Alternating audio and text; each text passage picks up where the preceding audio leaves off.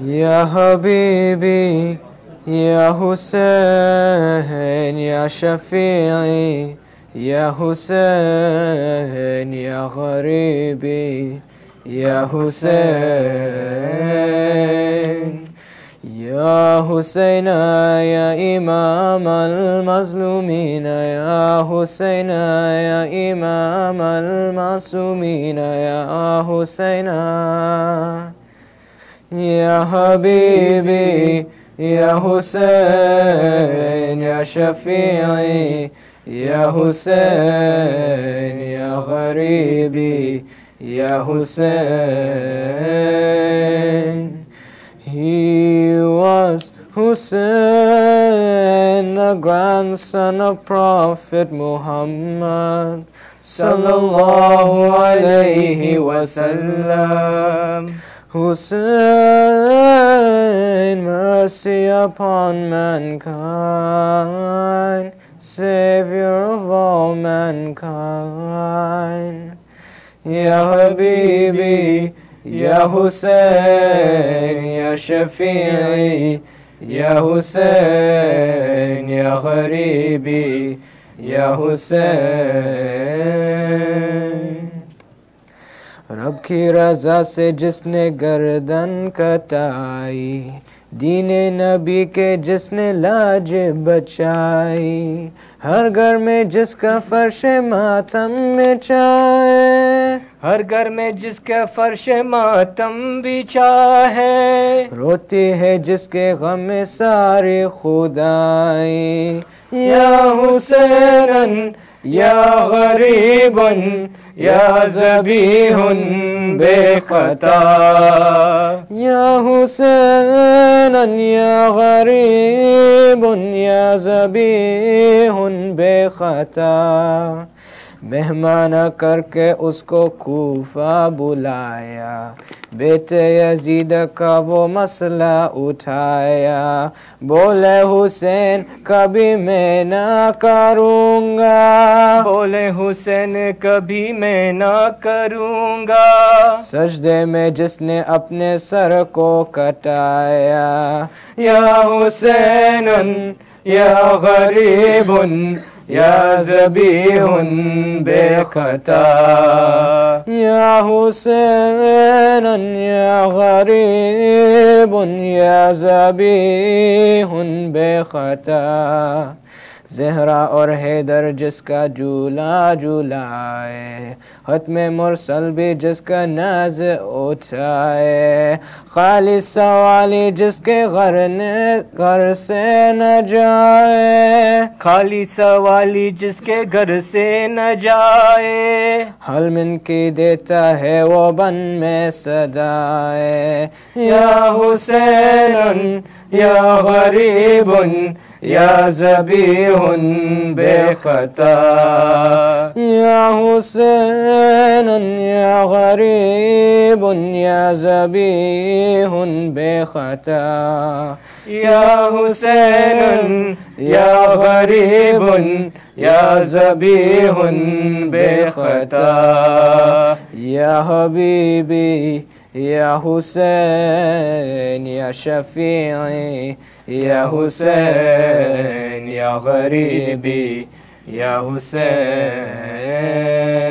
सलवात।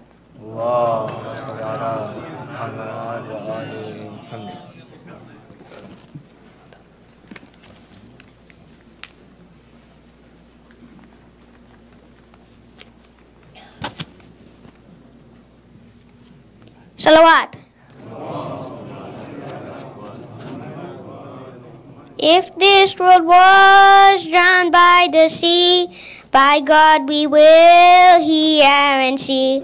Your name will have supremacy, because this is your legacy.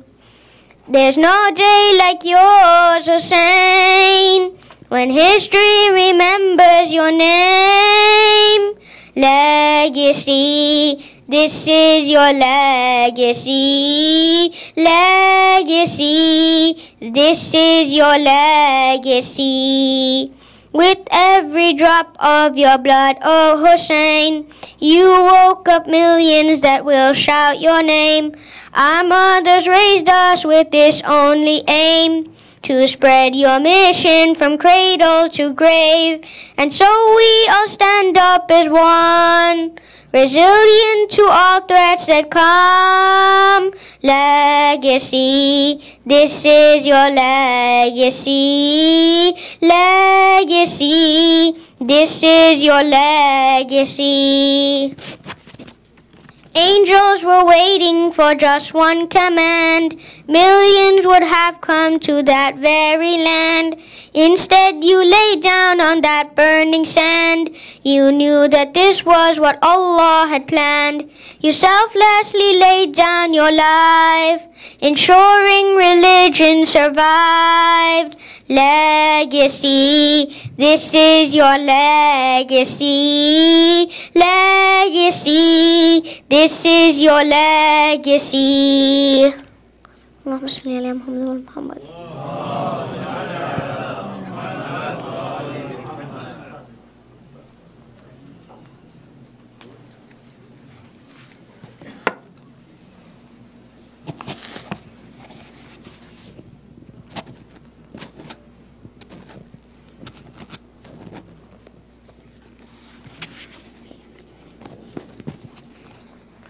बर मोहम्मद व आल मोहम्मद सलवात।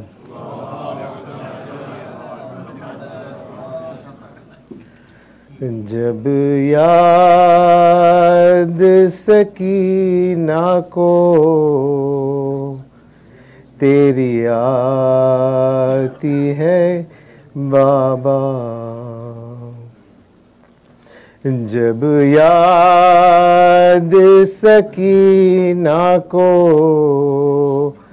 तेरी आती है बाबा, सर जिंदा के दीवार से, सर जिंदा के दीवार से टकराती है बाबा, जब याद सकीना को तेरी आती है बाबा। कानों से टपकता है लहू, शानों पे देखो, कानों से टपकता है लहू, शानों पे देखो, जालिम की अज़ियत, जालिम की अज़ियत मुझे तड़पाती है बाबा, जब याद सकीना को तेरी आती है बाबा। दरबार यजीदी में भला कैसे मैं जाऊं, दरबार यजीदी में भला कैसे मैं जाऊं, ये चाह के गिरेबान, ये चाह के गिरेबान हया आती है बाबा, जब याद सकीना को तेरी आती है बाबा। मर जाऊंगी प्यासी न कभी मांगूंगी पानी मर जाऊंगी प्यासी न कभी मांगूंगी पानी असगर की मुझे प्यास असगर की मुझे प्यास जो याद आती है बाबा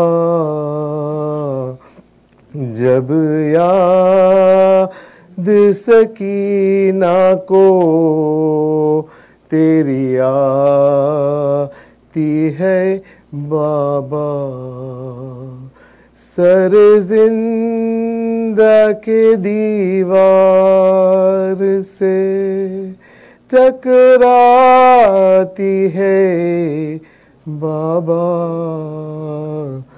जब याद सकीना को तेरी आती है बाबा सलवात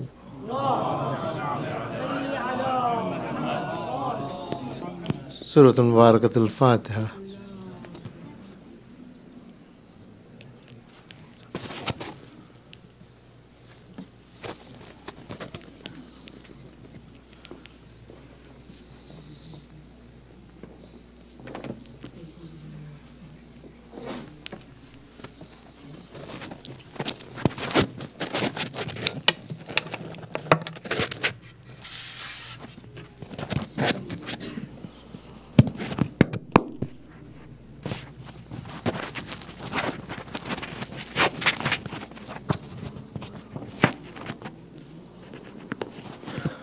Bismillahirrahmanirrahim. Dr. Akber Mithani, respected elders, brothers and sisters, Assalamu alaikum. Tomorrow, inshallah, we'll have our ladies' majalis, morning majalis, starting at 11 a.m. at Mehfil Panjatan in Elmont. Again, a reminder, please do not park on Meacham Avenue. Inshallah, our evening program will start at 7 p.m. with Maghribain prayers.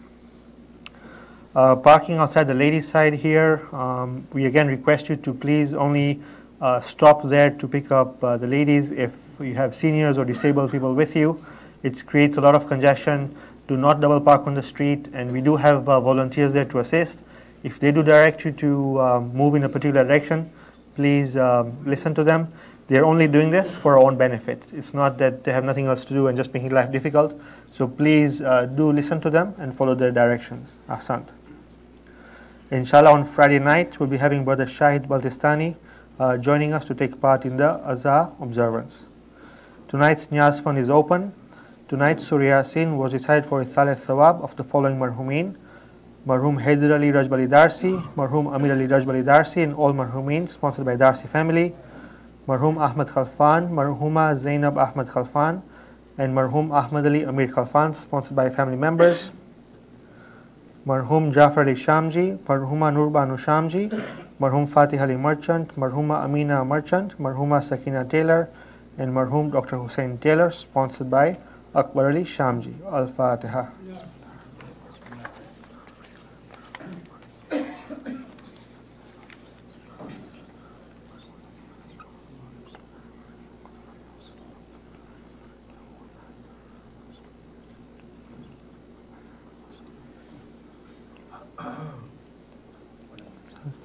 Finally, I would like to invite Brother Sohail Abdullah to give us a short introduction on a joint Sijni and Comfort Aid initiative.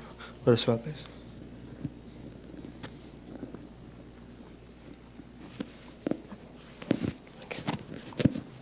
Bismillah ar-Rahman ar-Rahim. Our respected scholars, sisters and brothers in Iman, Assalamu alaikum.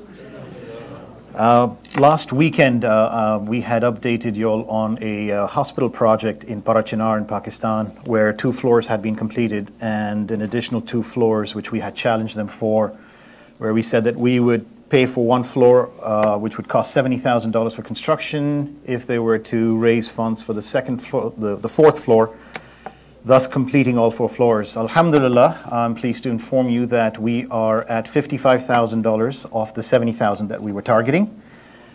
And Allahumma salli ala Muhammadin wa ala Muhammad.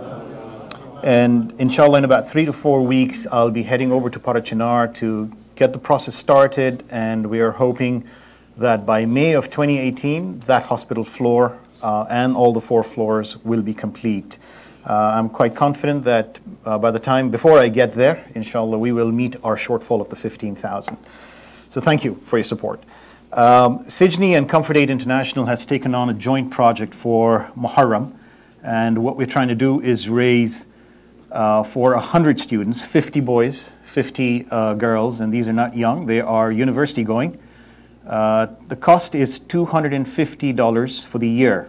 Now, some have rightfully asked, how come it's that cheap? Well, it's a partial sponsorship. Many of them will pay the remainder on their own or have other sources that they have funded it from. But this is for university level education. That's $250 per year. So you can only imagine the impact it's going to make given all that is going on in Yemen. So if you can please support us in raising that over the period of Muharram, inshallah, that will be a wonderful cause. Finally, this is a message on behalf of the trustees, so I'm changing my hat here. We'll be, the next few nights, obviously, is going to attract a lot of visitors and all. And my request is for the individuals that smoke at the entrance. We have many, alhamdulillah, that have taken the heed and are smoking around the corner. But for those that still feel the need to smoke at the entrance, I'd like you to take a moment and reflect that that entrance is not only a privilege that's yours, but it's a privilege that's the community's. And before you light that cigarette, please think about those individuals, particularly our young kids, who pass that gate, who shouldn't be, and others who do not want to be exposed to that toxic fume. So please, I urge you to think before you light up at the entrance. All you need to do is go around the corner, and it'll make all of us happy. Now, there are certain individuals that I've been told that they smoke within the premises, within our kitchens. Please, I don't have words to even, sort of explain how inappropriate that is and how disrespectful that is to the community. So my humble request is please think before you light up, and that'll be a benefit for the whole community. Wassalamu alaikum wa rahmatullahi wa barakatuh. Ji. Muhammad wa ali Muhammad salawat. Allahumma salli ala और मोहम्मद व आले मोहम्मद सलावत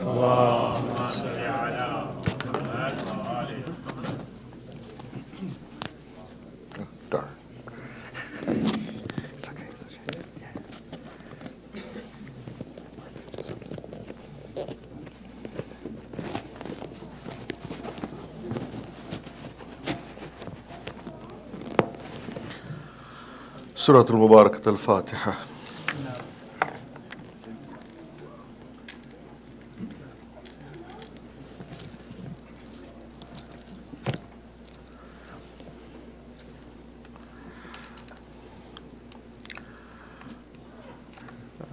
Let's recite one Surah Fatiha also for Shafai Mariz, for all those members of the community who are gathered here who may have illnesses, or their family members who may have difficulties and illnesses. All of the mu'mineen who are in different parts of the world who are facing some troubles and atrocities and oppressions. And we remember the Muslims in Rohingya in particular who are suffering as well. And there are some people, of course, in our own, near our own areas who have also suffered with hurricanes and earthquakes and so on and so forth. We pray for all of them. But for the Shafa of the Mariz especially, please I ask you to recite one Surah Fatiha for Shafa Mariz, and remember my mother as well, who is going through some difficult times with illnesses.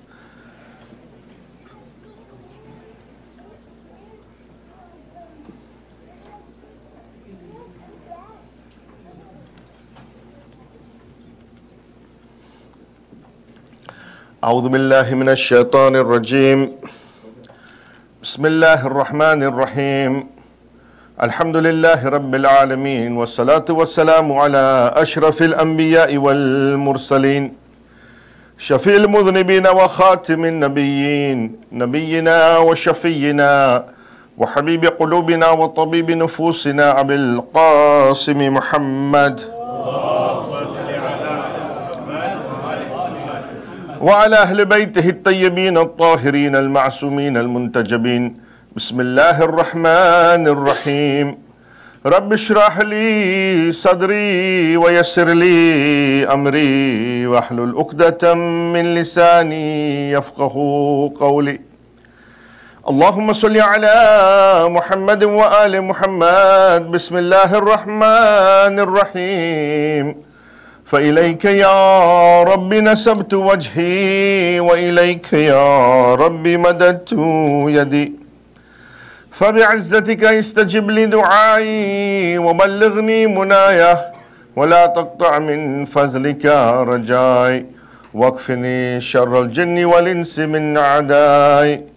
يا سريع الرضا اغفر لمن لا يملك إلا الدعاء فإنك فعال لما تشاء.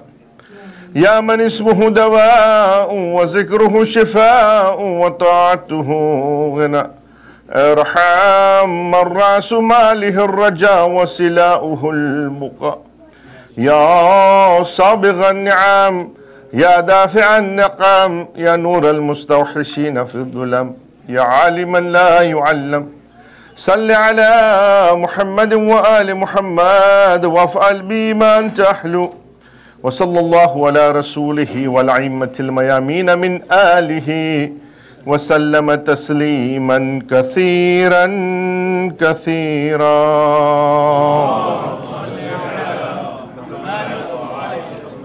أما بعد فقد قال الله سبحانه وتعالى في كتابه المجيد وفرقانه الحميد وهو أصدق الصادقين وقوله الحق. أعوذ بالله من الشيطان الرجيم. بسم الله الرحمن الرحيم والعصر إن الإنسان لفي خسر إلا الذين آمنوا وعملوا الصالحات وتواصوا بالحق وتواصوا بالصبر. آمنا بالله وصدق الله العلي العظيم. صلوات على محمد وعلى محمد. Respected scholars, elders of the community, my brothers and sisters in Islam, Salamun alaykum jami'an wa rahmatullahi wa barakatuh. أعظم الله أجورنا وأجوركم بمسابنا بأبي عبد الله الحسين عليه الصلاة والسلام. Looking at the relationship between man with a big M, so looking at the relationship between man and animal shows that in general there is one quality that is shared between them. And then there is another quality which is exclusive to man, exclusive to the human being. And it's either not found in animals or it is found in animals at a very low degree. The common quality between man and animal is that they may act upon impulse and instinct. Man acts upon impulse either because he is led away on emotion or he takes an instinctive decision. He may react to a situation sometimes, even without thinking. He doesn't wait to think. He doesn't wait to reflect and he doesn't wait to ponder. He just makes an instinctive decision. It is a decision he makes based on instinct or impulse. These impulses, sometimes they may be good and sometimes they may be bad. For example, when a person is hungry, he instinctively rushes towards food because he is hungry, right? Although this is impulsive, right? Although this is instinctive and impulsive, it is to his benefit. You know, he's acting on an impulse or instinct which is good for him because he is hungry and he needs food. However, in certain cases, these same instincts may actually become harmful for him. You know, if they are carried to an extent of exaggeration. So the person who has that instinct to have food, whilst that initial instinct may be good for him, but if he carries it too far, it may actually be harmful for him. However, any good act that is carried out through impulse is good, but it is not special. It is not commendable when it comes to the human being, when it comes to man. Because man has an exclusive special quality. And that quality is one where he makes a decision out of consciousness and intention. Not just out of instinct and impulse, but out of consciousness and intention. And he uses his intellect now to make that decision. In Islam, this is called quwwat iradi. A decision that he makes where he has consciousness and he has intentions, where he intends to do good without an impulse. Let me give you an example. And actually it's very befitting. So we had somebody from the community stand up and give you a speech just now about some of the humanitarian work that is being carried out in a different part of the world. Yes? So what happens, you know, is you will see that if someone, such as our brother here, who made a passionate speech appealing for a fund for orphans or for children, and in some cases they may even show you images of children that are suffering, right? When they make a speech asking for funds for humanitarian purposes. This particular, you know, issue, this particular process actually has an emotional effect on that person who is sitting in the audience. It's an emotional effect, and it arouses the humanitarian issues within that person who is sitting and listening to this speech, and one may make an impulsive decision to donate to that fund. This is a good act. It's a very good act. But it is an act that has been executed out of the result of the arousal of the emotion of that person, because it is an act that has been carried out of an arousal. It has been an instinctive act, an impulsive act. However, take the situation where an individual just wakes up one day in the morning without any impulse, without anybody arousing that person's emotion with a passionate speech. He just wakes up in the morning and he says to himself, I need to really do something for the orphans. That particular act is different. That particular act now has been carried out of consciousness, not just out of impulse, and out of intention and intent. It's a different act. And that quality is an exclusive quality of the human being only, where he does not need to be aroused. He creates, he decides based on consciousness and intent. This is the beginning of Islamic morality. This is what Islamic morality means. This is when the human being starts to build within himself, within his nafs, a character which becomes divine in nature. That's the key. Because today we are going to talk about reformation through morality. But we need to understand, how do I build a moral character? It's one thing to carry out a moral act, a good act. It's one thing to be aroused and carry out a good act. It's a very different thing to build an existential capacity within you so that you build a moral character. Two different things. Right? You know, so if you abuse me, for example, and I retaliate to you by reciprocating that abuse, that is an act carried out by impulse and instinct. But if you abuse me and I make an intention to reply to that abuse with politeness, and I make an intention to reply to that abuse with kindness, to shun away that abuse, then that act has been carried out through intention and consciousness. It's very different. Yeah? And you can see this as the first example in the Holy Quran.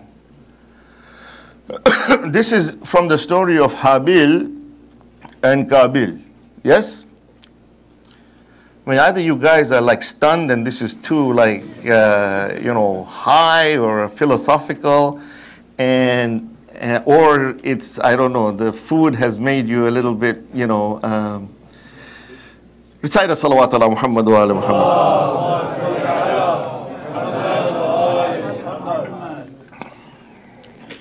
Muhammad. It'll get easier, don't worry. It's not going to be philosophical only. But it's very important for me to set the foundation for what we're going to talk about in the next few nights. You see, the first example of this is in the Holy Quran, in the story of Habil and Qabil. Habil says to Qabil that even if you extend your hand to kill me, I will not extend my hand to kill you. لَإِن بَسَدْتَ إِلَيَّ يَدَكَ لِتَقْتُلَنِي مَا أَنَا بِبَاسِطٍ يَدِيَ إِلَيْكَ لِتَقْتُلَكَ.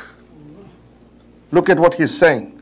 إِنْ يَخَافُ اللَّهُ رَبَّ الْعَالَمِينَ. He says that if you stretch your hand against me to slay me, to kill me, it is not for me to stretch my hand against you to kill you. Why? Because I have the awe of Allah subhanahu wa ta'ala. I have the ma'rifat of Allah subhanahu wa ta'ala, who is the cherisher of all the worlds. Look at the difference here, right? A human being does not react if he intends to, and this is really what the definition is of building a moral character. And you see this in some of the du'as that we recite. Right? Like dua Makarim al-Akhlaq, for example. You look at the dua of Makarim al-Akhlaq, where our fourth holy Imam, Imam Sajjad, salawatullahi wa salamu alayhi, you know, he says that make my intentions the best of intentions. Look at how the wording he's using, right? Make my intentions the best of intentions, and change my actions into the best of actions. Oh God, with your grace, make my intention complete and sincere. Imam Sajjad. You know, the truth is that intentions are made pure with good characteristics. You know, if intentions are made sublime and divine in nature, then you will have human beings who will have a good character in themselves. The source of all evil and wickedness is nothing but insincere and impure intentions. It's Imam Sajjad, right? And therefore, as I've mentioned before, there is a very deep relationship between morality and faith. It's intertwined. Morality and faith is completely intertwined. You cannot separate them. You cannot have faith and be an immoral person. If you are immoral, then you have a problem with your faith. Right? You can be, you have to understand this. You have to understand that there is, Islam does not work in silos. Sometimes we think of Islam as a silo. This is Jannah, this is Jahannam. Two different things. It's not like that. This is not what Islam is. There is a continuum between Jannah and Jahannam. You have to decide, where do I want to be within that continuum? It has been described in different ways by Allah subhanahu wa ta'ala so that we understand. But if you understand the concept, you will realize that it's integrated. And that's why, as I've said before, if you have an immoral or unethical character, then it will not matter if the truth comes in front of you. You will not be able to appreciate that truth. You will not be able to act upon that truth because you are not able to forsake your own attachments to this dunya. You don't want to stop sinning. And if you don't want to stop sinning, then it doesn't matter how many lectures you listen to and how many workshops you attend, because there will be no change in your faith. If you want to do evil to others, if you build a character that is corrupt, and you want to build, you build a character that is corrupt, then the faith, the truth that Allah subhanahu wa ta'ala wants to give you, you will not only not be able to accept that truth, you will actually reject that truth and you will even fight against it. And you fight against it, why? Because you do not want to give up that life that you're leading. That life of comfort that you have, that you have taken things from people and cheated them in their businesses and so on and so forth, and created a great life for yourself. You don't want to forsake that. You don't want to leave that. So it's hard to leave that. And so you then try and see whatever you can do. And we have a really good way of doing things, right? We have a good way of making things halal. No, I will gamble. Because I had a youth come to me and he says, like, okay, doctor, I'm going to gamble. I'm just going to go to the casino. I'm good at blackjack. I'll play blackjack. I make lots of money. But when I make the money, wallah, half of it I will give to the community. Islam doesn't work like that. In Islam, the means is just as important as the goal. You cannot do a haram to do good. And so this morality and faith is intertwined. Look at the example of Musa, Prophet Musa in the Quran. Prophet Musa in the Quran, you look at the example of the magicians, right, with Prophet Musa. The magicians throw their, sticks and they become, snakes, right? And Musa just is taken back initially. But then Allah subhanahu wa ta'ala says, don't be afraid, Musa. Throw your staff. And that staff becomes a big snake. And it gobbles up all the little snakes that the magicians had thrown. As soon as the magicians see this, they realize what's the truth. They totally get it, right? Because they were magicians. They knew This is not possible. This is not magic. This is something else. This guy must be a prophet of God. Immediately, because their character, the magicians had a moral character. When the truth came in front of them, فَأَلْقِيَ السَّحَرَةُ السَّاجِدِينَ, the Quran says. Immediately they fling themselves into sajda. They fling themselves into prostration. قَالُوا آمَنَّا بِرَبِّ الْعَالَمِينَ. They say, we believe in the Lord of the worlds. Fir'aun doesn't like this. How dare you? How dare you say that? He says, I will cut your hands off and your feet off from opposite directions, and then I will crucify you. I will crucify you. Look at the response when faith and morality get integrated. The response of the magicians is, قَالُوا لَا ذَيْرَ إِنَّا إِلَىٰ رَبُّنَا مُنْقَلِبُونَ. They say to him, to Fir'aun, we don't care. You can do whatever you want. It doesn't matter to us. We are not afraid of you anymore because we will return to our Lord. The relationship between morality and faith is intertwined in Fir'aun.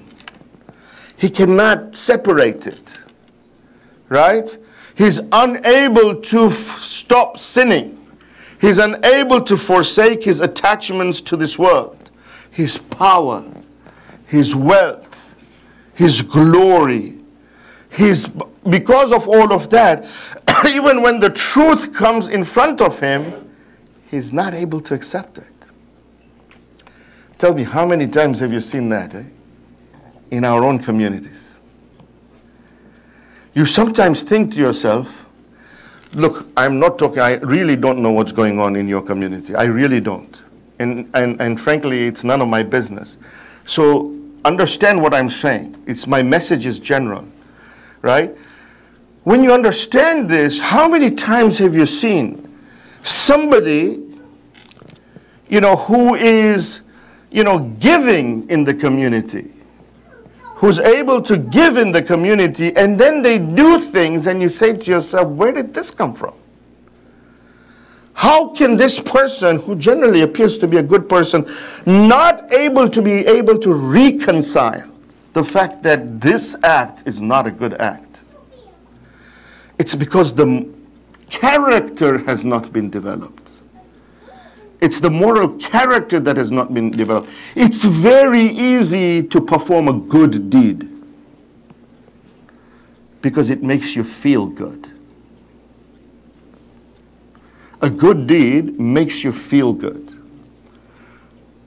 To perform a good deed only for the sake of Allah subhanahu wa ta'ala comes when you develop a good character.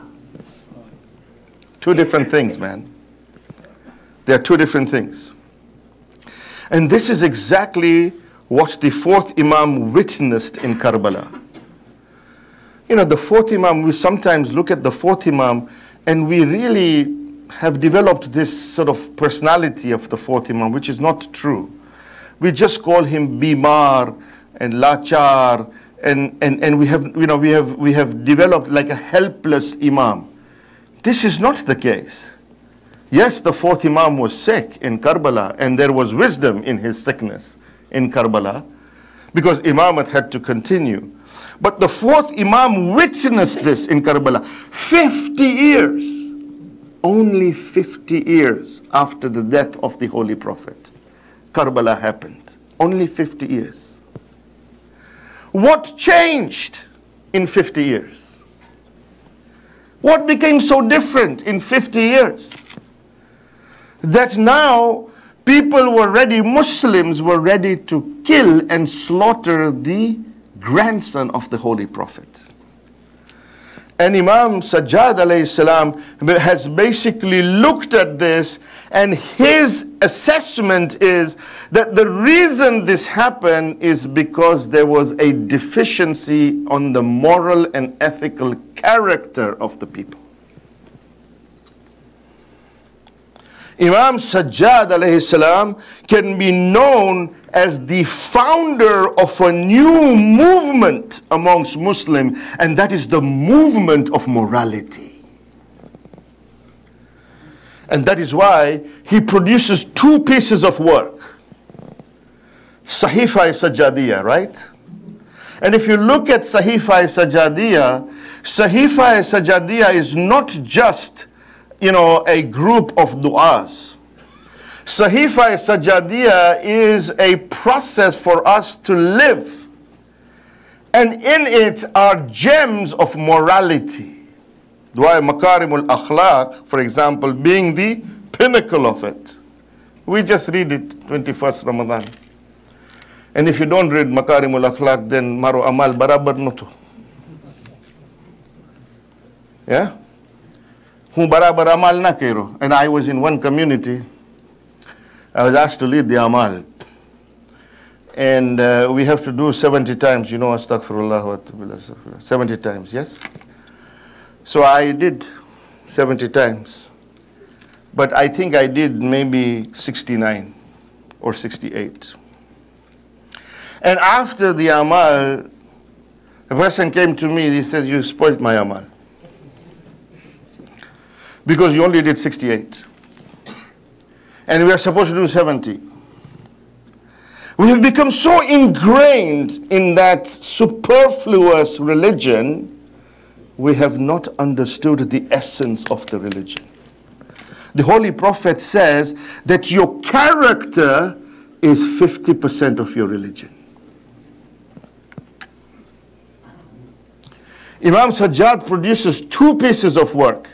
Sahifa-e-Sajjadiyya, of course, that we know very well. It has gems and pearls of morality in it. But then he has produced another piece of work that sometimes we ignore, which is Risalatul Huquq. In this book, he has outlined what is your responsibility to everything. Your responsibility to yourself, to your arms, to your legs, to your eyes, to your ears, and then he outlines your responsibility for humanity. You want to do intra-faith, eh? Read Risalatul Huquq. Because he outlines what is your responsibility towards the non-Muslims. What is your responsibility to people of Ahlul Kitab.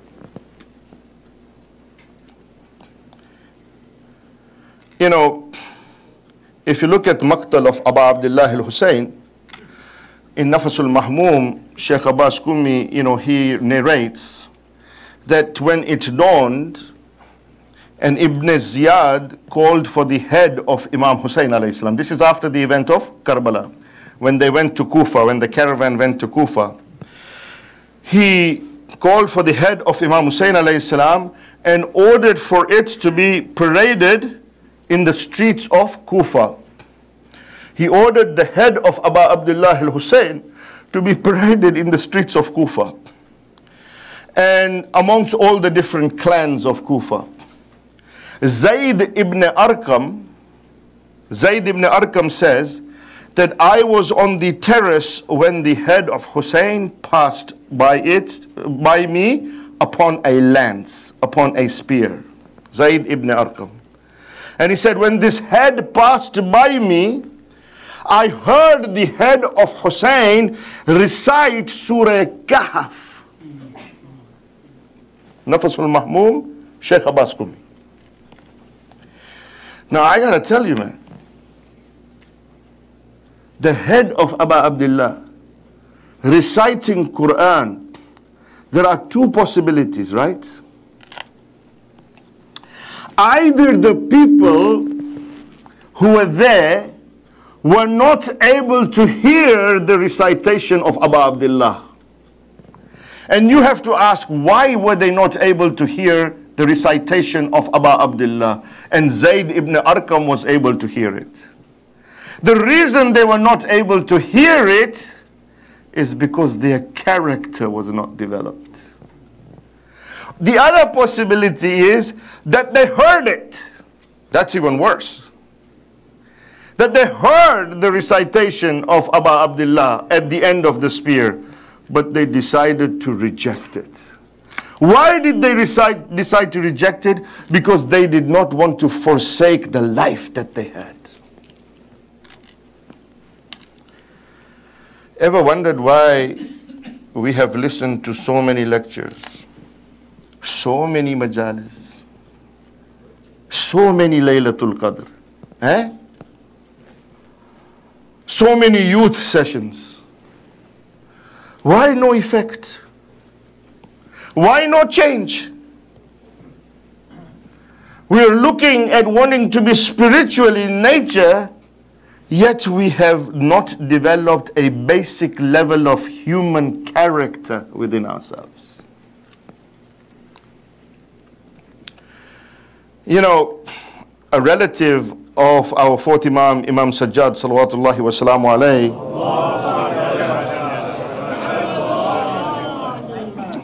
once he was standing beside him in Medina, and he started to raise his voice and started to abuse the Imam.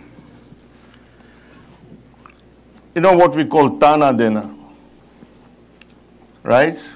Being sarcastic, and you're talking bad about the Imam. This was a relative of Imam. And Imam heard this, and the companions of Imam heard this. And what did Imam do? Imam alayhi salam, when he heard this abuse, he did not answer. And he turned away and he went back to his house. This was control of intention over instinct. Yes? Now I gotta tell you, if it had been us, but I'm talking about you, I don't remember me, okay? If it had been us, then all the profanities would have started right there, right? And probably maramari, tosam tosi, right? Kutukana, natampiga, and all of these things would have started, right? What does Imam do? He leaves. He goes to his house. After he's in his house, he says to his companions that, do you hear what this man said? And the companions said that yes. Sometimes we have people, they are very good at lighting the fire. Dheg se chamcha zyada garam hota hai. Right? So they started to, said it was a bad thing. He said, you have to respond. How can you let it go? Right? So the Imam said, okay, no problem, let's go. Let's go to that man's house. And as the Imam is walking towards that man's house, he's reciting the Holy Quran. Allahu Akbar. When they get to this person's house, he talks to the servant and he says, call your master. So the servant goes inside. The man, who had created all this trouble, he was sure that now Imam has come to retaliate. So he comes out, guns blazing, right? Ready, man. I'm ready to go, right? And that's what we are like, right? You want to fight? I'm ready, man. So he comes out ready. And the Imam looks at him and he says, oh, my brother. He says, oh, my brother. He says, a few minutes ago, you were standing beside me and you said such and such words against me. Yes. So Imam says that if I am the one that you have described, then I ask Allah subhanahu wa ta'ala to forgive me. But he says that if I'm not the one that you have described, then wallahi I ask Allah subhanahu wa ta'ala to forgive you. And when that man heard this, he says to himself, this is not right. He kisses the head of the Imam and he apologizes to the Imam and he says, it is true that whatever I said is actually indeed deserving of me rather than deserving of you. Right? Once the Holy Prophet sallallahu alaihi wasallam he was with Amir al-Mu'mineen, Ali ibn Abi Talib, salawatullahi wa salamu alayhi. And he says to Amir al-Mu'mineen, he says, "Oh Ali, what would you do if a person came to you and behaved rudely with you?" And Amir al-Mu'mineen says that, "Oh my Prophet, I would act kindly towards him." And the Prophet said, "Now what if that person continues to behave rudely towards you?" And Imam replied, "I would continue to behave kindly towards him." But then the Prophet says that, "No, oh Ali, what if that person now starts to insult and even abuse you? What would you do?" To which Amir al-Mu'mineen replies, he says, "Oh my holy Prophet, may my father and my mother be sacrificed for you. If that person is stubborn enough not to stop his rude behavior towards me, then why should I not be stubborn and stop my good behavior towards him?" Amir al-Mu'mineen. We are the followers of Ali, right? Shia ne Ali. MashaAllah. Shia ne Ali. Easy to say, hard to do. This is Ali ibn Abi Talib. Quwwata iradi. Do it with intention and consciousness, because that's how you build your character. Forget about other people, Today we are in a situation where, a child talks to his father in a way that you would not expect that person to talk to another human being. That's the kind of state that we are in. Progression. We're progressive. Progressive. Najwa? Najwa. We are very progressive. You see, Marwan bin Hakam. Marwan bin Hakam was the third Khalifa's son-in-law. Yes? He was the power behind the throne. Marwan bin Hakam, he was a bad dude. It was the power behind the throne. He did everything against the Ahlul Bayt. If you want me to contextualize Marwan bin Hakam for you, you heard this story, right? That on that night when, Walid has called Imam Hussein alayhi salam to do bayat of Yazid. And Imam goes to his palace in Medina, right? Walid called him to do bayat. So Imam went. And when Walid said to him, "Yes, Yazid, I've got Yazid's letter, Muawiyah has died, you have to do bayat of Yazid." And Imam says to him, "Now, why are you asking me in secrecy?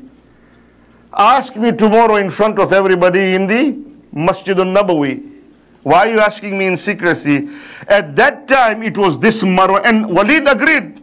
He said, "Yeah, that sounds like a good idea." Like Walid wasn't very smart. It's not, all the marbles were not together, right? So Walid said, "Yeah, that sounds like a good idea." Marwan was sitting there, Marwan bin Hakam.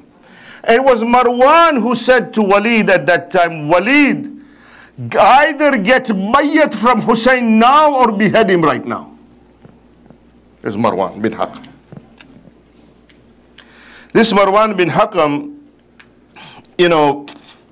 1 year after the events of Karbala, 1 year after the events of Karbala, the people of Medina, because the caravan had returned to Medina, of course, right?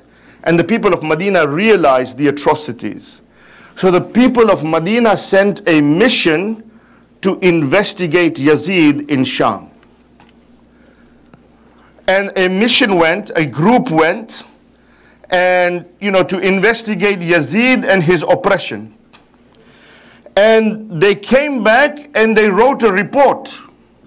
The committee wrote a report of what they had seen. And in that report, they said, forget about Yazid being a Khalifa. Our investigation shows that we think he's not even a Muslim. This was what the report showed. 1 year after the events of Karbala. What happened? This created an uprising in Medina. It created a huge uprising in Medina.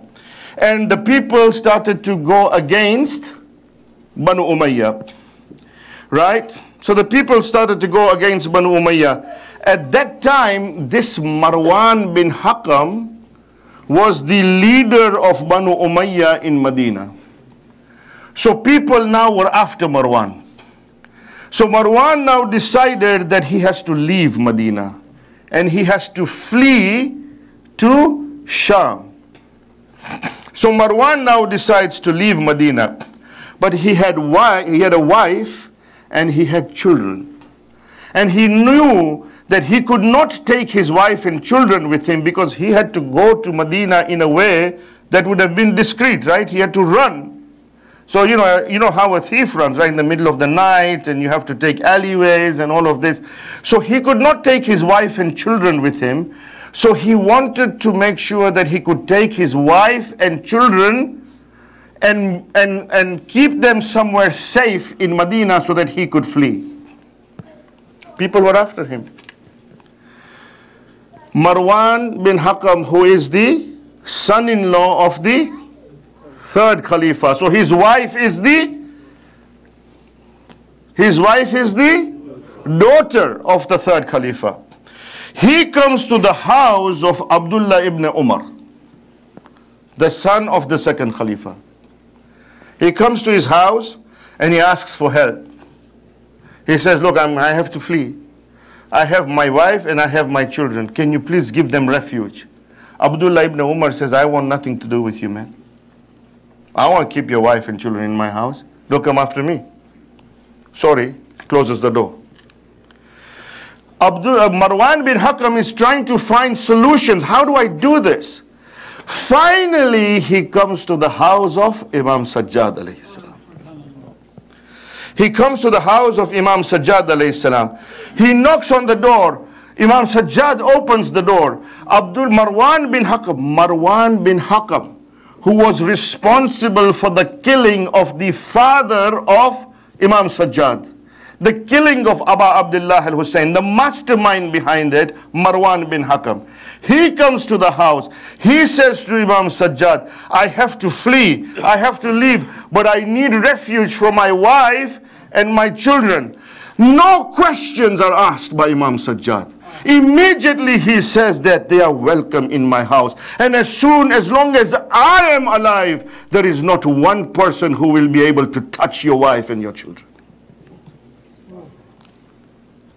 Intention and consciousness over instinct.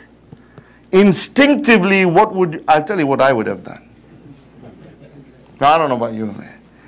First of all, I would have said to him, let me tell you, brother, what you did. Like, bro, you got the audacity to come to my house? Like, what you've done? Right? He has not asked a question. This was a moral slap on the face of Marwan.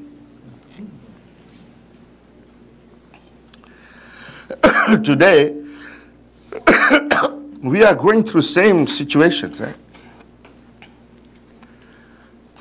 Small things happen between us as brothers and sisters in the community, and we're ready to kill each other. Father and son, brothers and brothers, they're not talking to each other. They're not talking to each other. How are we going to build a moral character and then we say, Bana, there's no problem che community ma. And of course, whenever we say problem che community ma, the first thing is we blame the youth.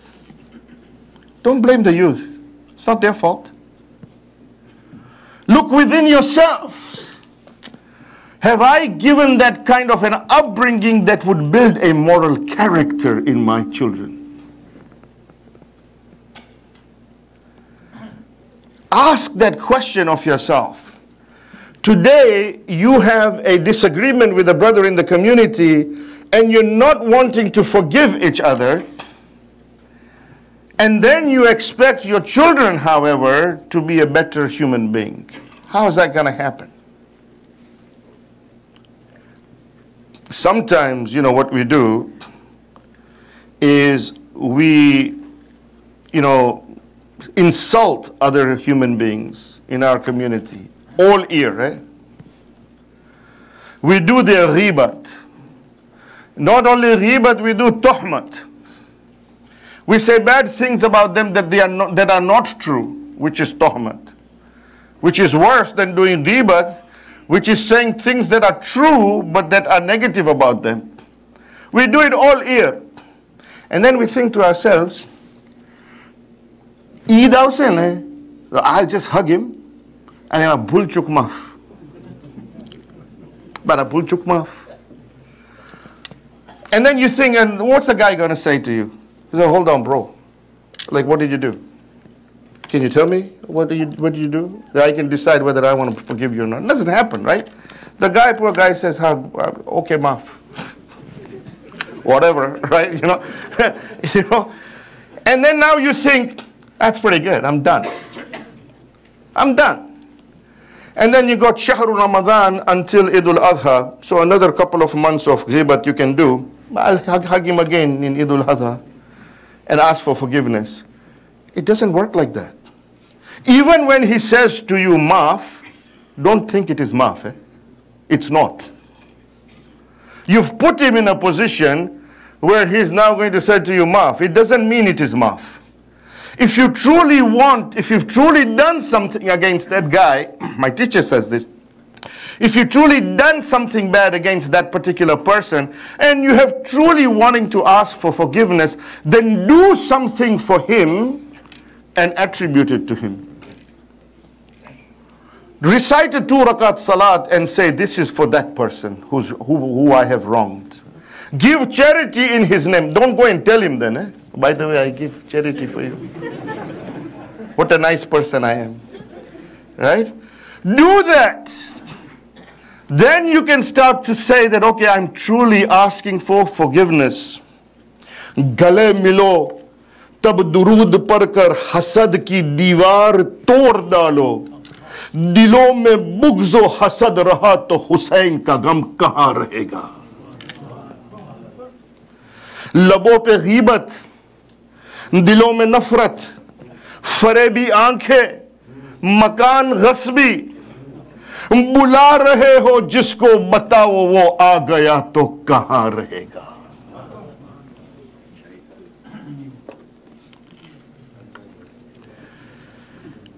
We learn this concept of morality, reformation through morality in the personality of Hur. Hur is that person who stopped Abu Abdullah al-Hussein, who stopped Abu Abdullah al-Hussein from proceeding to Kufa, and he brought him to Karbala. Hur. But I think there was something in the heart of Hur. There was a moral character in this particular man. A moral character in this particular man that made Abu Abdullah think that, yes, he will be one of my helpers. It's a process of illumination, right? It's never late to do this, right? The transformation can occur at any time. When I do dua, I say to Allah subhanahu wa ta'ala that perhaps I cannot achieve the status of the ashab of Abu Abdullah al-Hussein. Just make me into that person who is the servant of Hur. Because Hur is the person who gives you hope. There is hope. And Hur was not an ordinary man. He was one of the commanders in the army of Umar ibn Sa'd.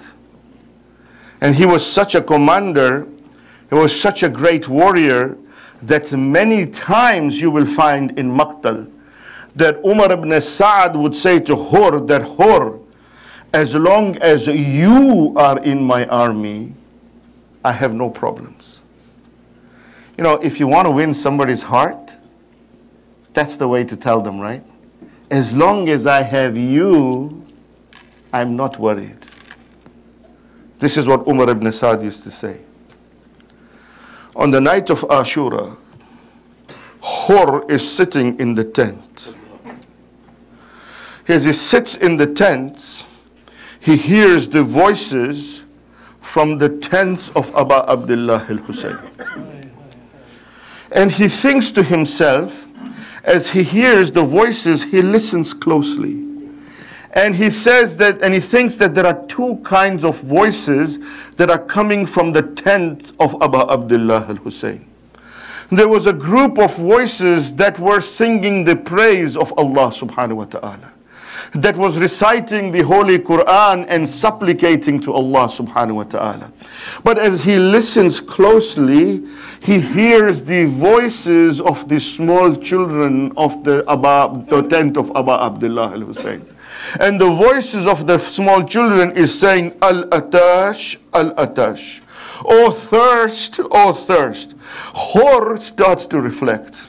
The light of purification illuminates the heart of Hur to a point where a vision becomes clear in the mind of Hur.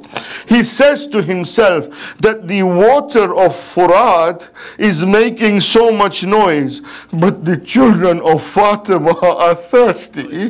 What am I doing here? All night, Hur does not sleep. He is in a state of anxiety and agitation. He paces up and down, up and down. When dawn comes, look at what the history says.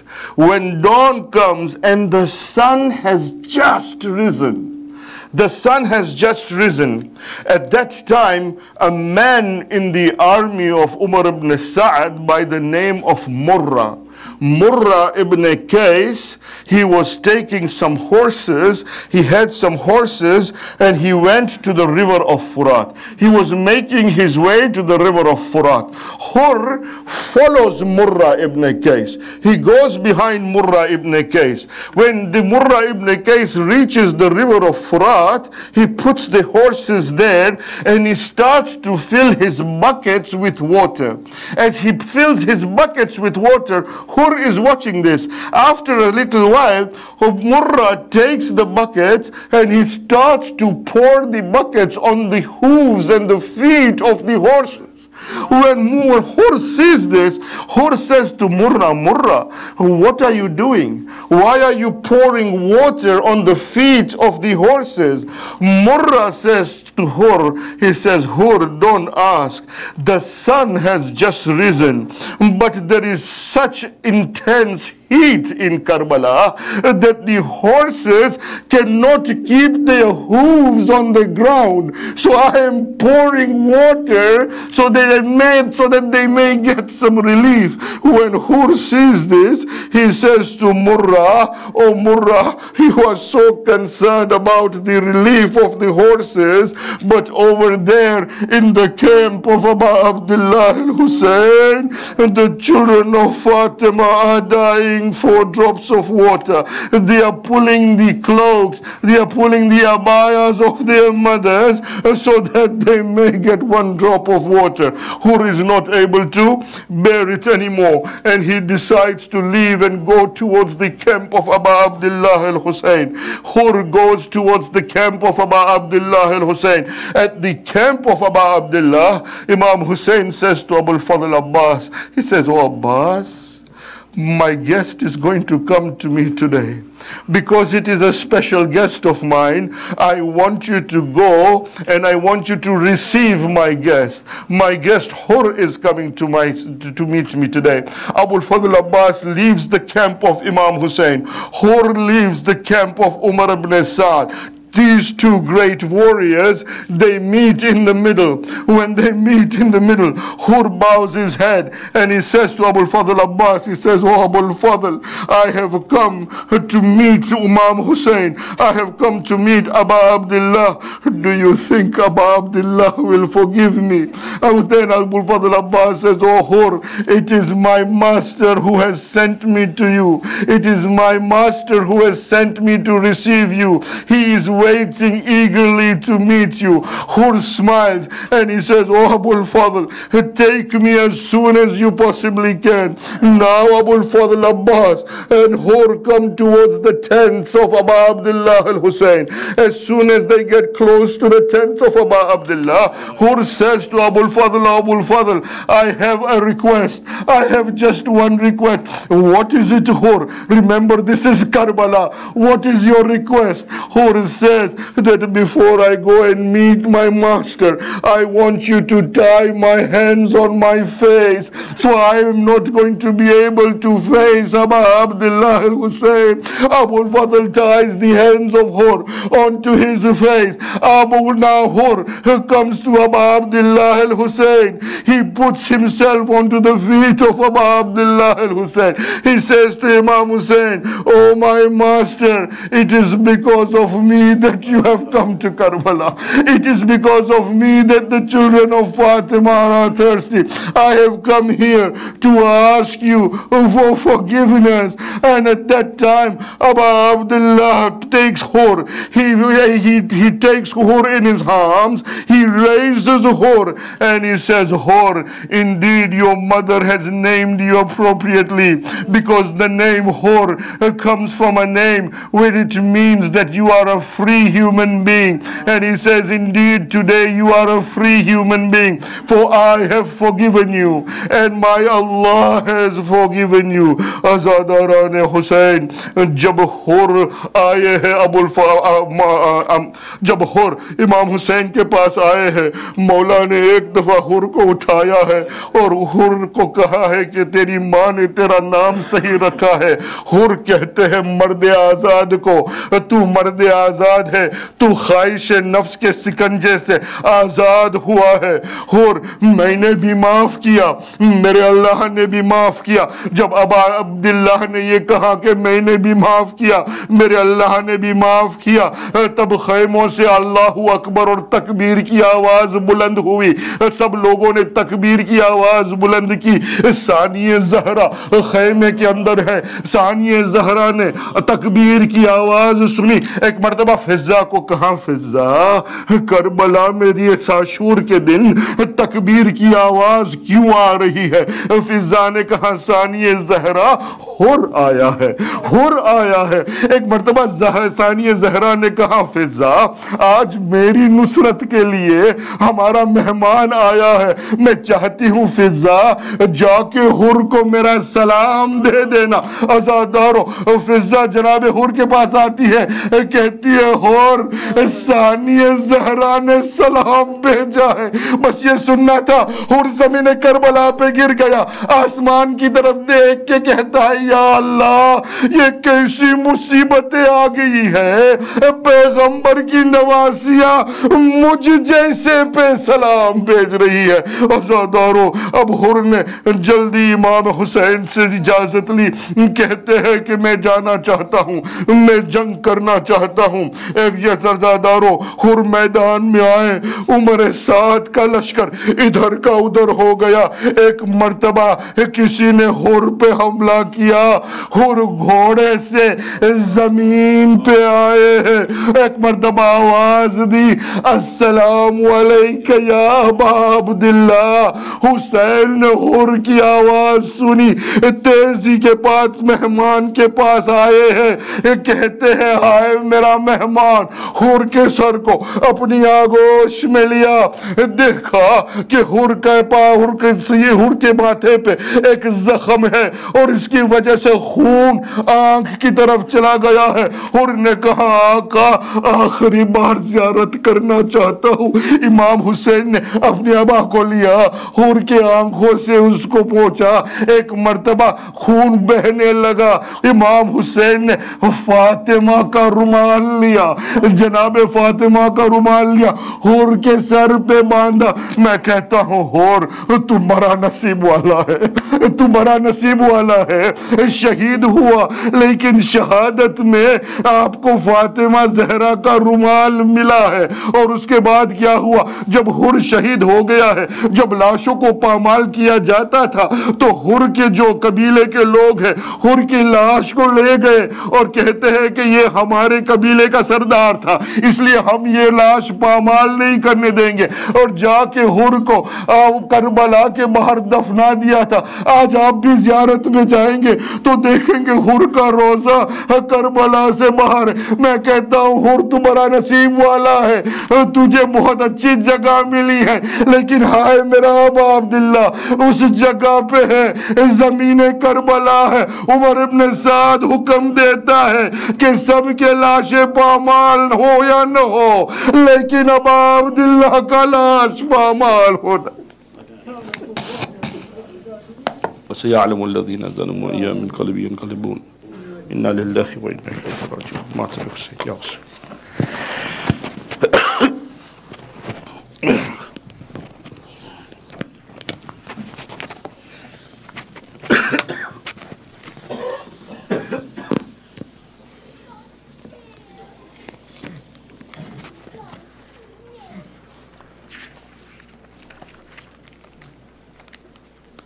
यारो फिदिया था हुसैन इब्ने अली का, हुर कहते हैं जिसको। हे यारो फिदिया था हुसैन इब्ने अली का, हुर कहते हैं जिसको।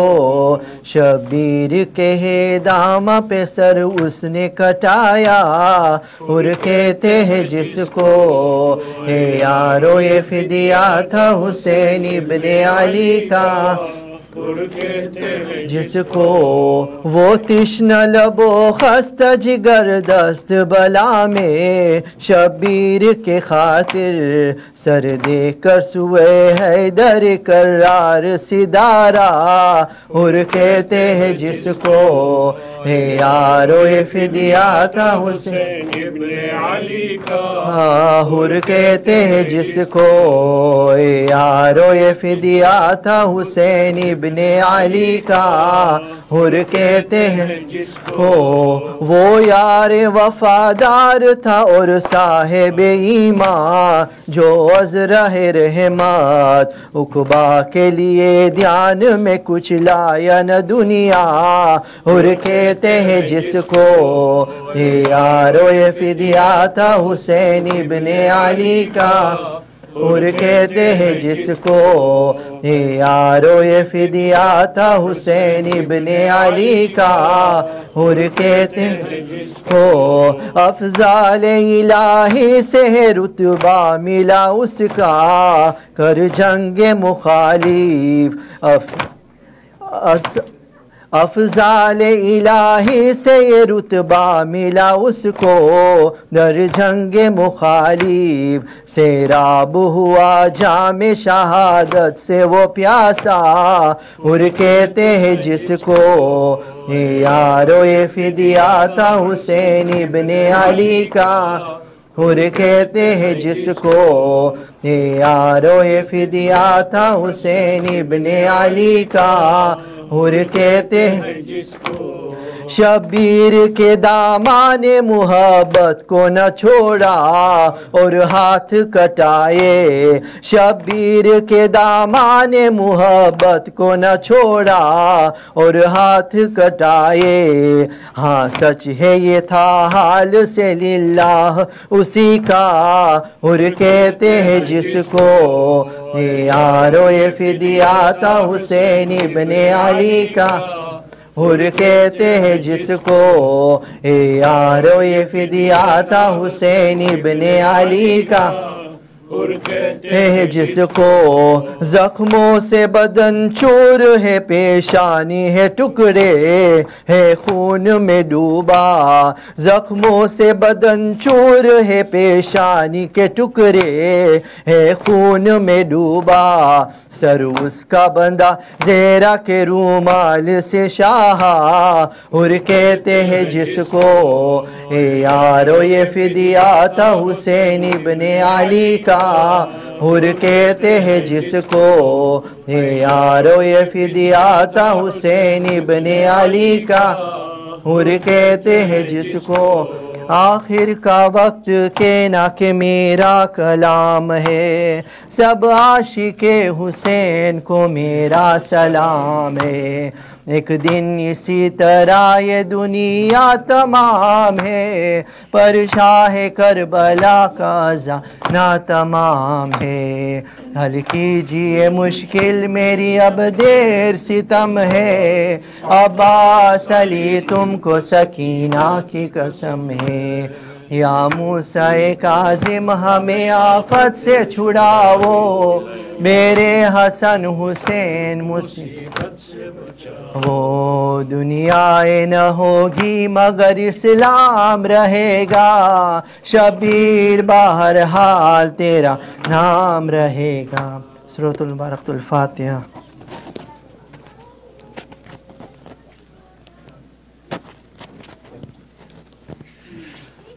अस्सलामु अलैका या मौला या अबा अब्दिल्लाह, अस्सलामु अलैका या इब्न रसूलिल्लाह, अस्सलामु अलैका या इब्न अमीरिल मुमिनीन, अस्सलामु अलैका या इब्न फातिमत ज़हरा सय्यदती निसाइल आलमीन, अस्सलामु अलल हुसैन व अला अली इब्न हुसैन व अला औलादिल हुसैन व अला अस्हाबिल हुसैन, खुसूसन सय्यदी व मौला या अबल फज़ल अब्बास व उख्तिका ज़ैनब व बिन्तिका सुकैना जमीअन व रहमतुल्लाहि व बरकातुहु। अस्सलामु अलैका या मौला या गरीबल गुरबा अस्सुल्तान अबुल हसन मौलाना अली इब्न मूसा रज़ा, कुन शफीअना व शफीअ वालिदैना फी यौमिल जज़ा, वफ़क़ना अल्लाहु ज़ियारतिका या मौला, वरज़क़ना अल्लाहु शफ़ाअतका फ़िद्दुनिया वल आख़िरा। अस्सलामु अलैका व अला उख्तिका फ़ातिमतल मासूमा जमीअन व रहमतुल्लाहि व बरकातुहु। अस्सलामु अलैका या मौलाना या साहिबज़ ज़मान सय्यदी अल अमान अल अमान अल अमान। अस्सलामु अलैका या काबतल ईमान, अस्सलामु अलैका या शरीकल कुरआन, अस्सलामु अलैका या इमामिना व इमामल इंसी वल जान व रहमतुल्लाहि व बरकातुहु। बर मोहम्मद व आले मोहम्मद सलवात।